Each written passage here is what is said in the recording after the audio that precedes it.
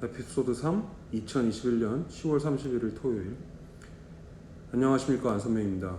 오늘은 시티그룹의 공격적인 행보가 어떤 결과를 초래했고 어떻게 회복해 가는지 공유해 드리도록 하겠습니다.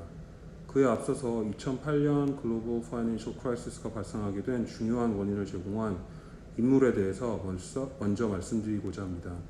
그는 제가 가장 존경하는 인물 중에 하나인 앨런 그린스펀입니다. 저는 아버지의 영향으로 거시경제학에 굉장히 관심이 많은 사람 중 하나였고, 여러 가지 책을 읽으면서 앨런 그린스펀이라는 사람을 접하게 됩니다.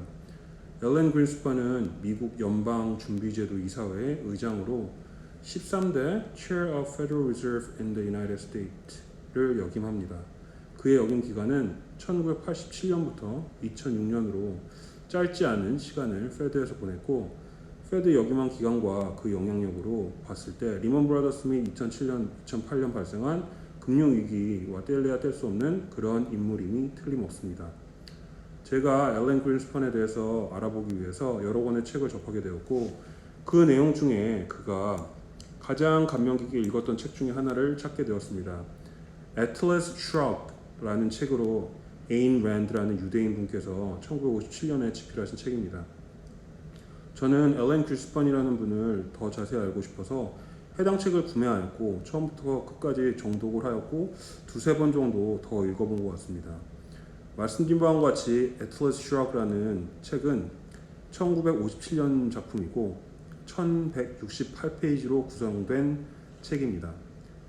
랜드의 네 번째이자 마지막 소설인 이 소설은 그녀의 가장 긴 소설이기도 하며 그녀의 소설 중에서 가장 걸작으로 남아있는 그런 작품이라고 할 수 있습니다.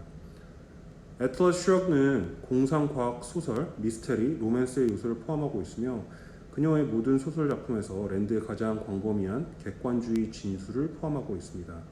랜드가 설명했듯이 애틀러스 슈럭의 주제는 살아있는 사람의 마음의 역할이라고 할 수 있습니다. 이 책은 랜드가 이후에 객관주의를 발전시킨 여러 철학적 주제를 탐구하는 계기가 되는 책이라고도 합니다.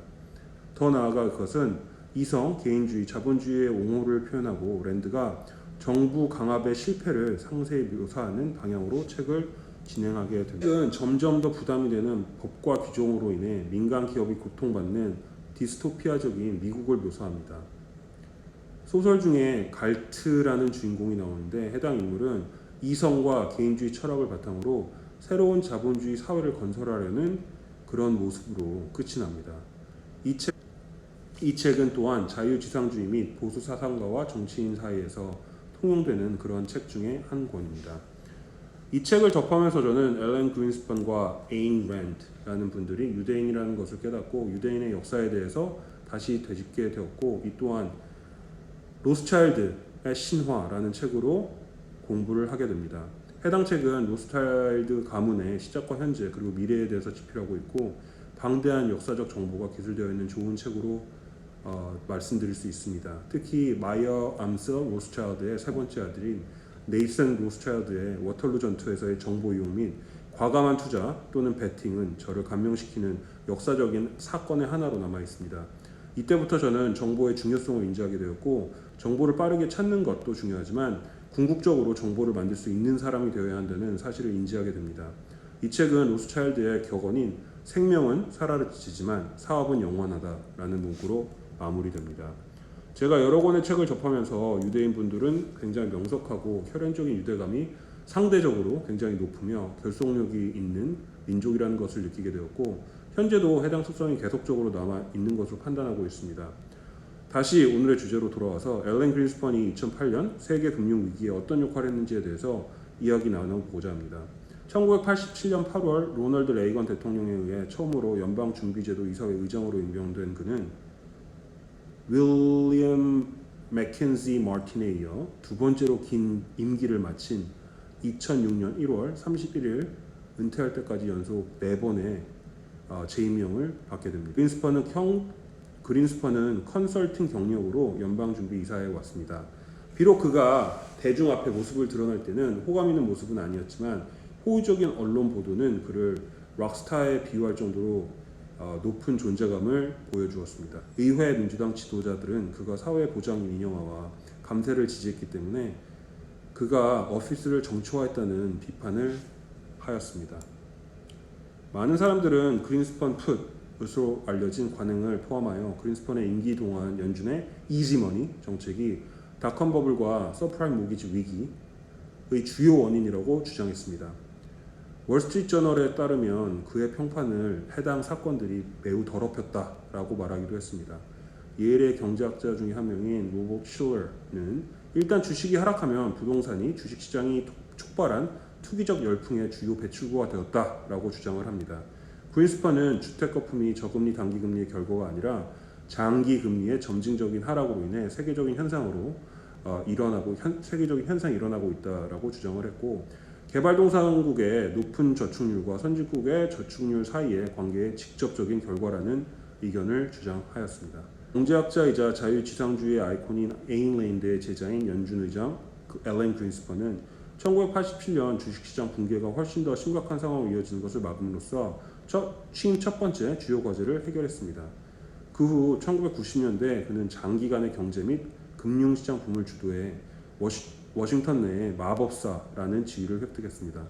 그러나 2000년대 초 그린스펀이 가져온 초저금리와 규제에 대한 그의 오랜 불신은 이제 모기지 위기의 주요 원인으로 지목되고 있습니다. 마에스트로라는 별명을 가진 앨런 그린스펀은 의회 청문회에서 금융회사가 스스로 규제할 수 있다고 추정하는데 실수를 저질렀다라고 말한 바 있습니다. 그린스펀은 2006년에 은퇴를 합니다. 2008년 하원위원회 청문회에서 그린스펀은 조직, 특히 은행과 같은 기관들이 그들 자신의 주주와 회사의 자기 자본을 가장 잘 보호할 수 있다라는 가정하는 큰 실수를 저질렀다. 그는 계속해서 내가 인지한 모델의 결함은 세상이 어떻게 작동하는지를 정의하는 중요한 기능 구조라고 생각한다. 나는 40년 이상 상대적으로 잘 작동하고 있다라는 상당한 증거를 가지고 있었기 때문에 더 큰 충격을 받았다 라고 말합니다. 그의 경제 행동 모델과 정부 정책은 몇 년에 한 번씩 심각한 재정 불안성을 가져왔고, 그가 연준 의장을 지낸 거의 20년 동안 상대적으로 높지 않은 경제 성과를 보였습니다. 예외적인 시기는 1990년대 후반의 호황과 주식시장의 거품이 부추긴 지출에 크게 의존했고, 유가 하락, 달러 강세, 컴퓨터 가격의 폭락으로 인한 낮은 인플레이션의 혜택을 받았습니다. 2000년대에는 그는 주택붐을 첨단 기술 주식의 붐으로 바꾸었습니다. 회고록에서 그린스펀은 1970년대 중반 이후 규제 완화의 물결에 힘입어 오늘날의 미국 경제는 여전히 세계에서 가장 경쟁력이 있으며 미국 문화는 여전히 초기국가의 모험을 즐기는 모습을 많이 보여주고 있다라고 했습니다. 그러나 규제가 더 많은 시대에 미국은 그린스펀의 시대와 같은 기업가적인 행동과 위험 감수를 보였고 아마도 그 이상의 모습을 보였을 것입니다.